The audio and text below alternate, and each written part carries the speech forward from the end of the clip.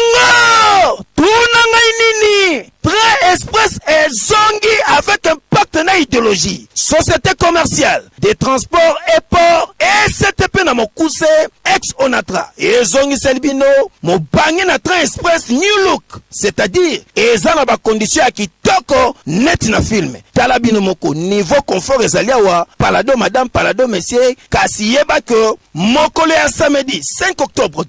2019 nde Train Express New Look et kobanda kosala musala nango kolongwa Kinshasa à partir ya 17h30 ti Matadi et kobanda kolekana Kisantu Kwilungongo pe Kimpese pona kozwa bato bisika nyonso oyo kotelema pe mokolo ya dimanche nde kozonga Matadi Kinshasa kobanga na confort ozali komona awa te yeba ke STP ex-Onatra e buki mbongo e nyefuli mbongo e chango na pri ya mangondo na niveau ya kosakana te pona bino batu oyo bolela luxe pe confort tala bacheli bino primo bobe na 46,76 $ oza mobimba okoti na train oleki kitoko pe pro na bino batu ya première classe ezali na 23,2 $. Kote na bino deuxième place 17 000 francs ya pamba mais okoti na train na ba condition ya kitoko po awa bazali na restaurant bazali na snack bar pe service ekuba ba toilette ya propre pe lengimi écran plasma oza mobimba na ba musique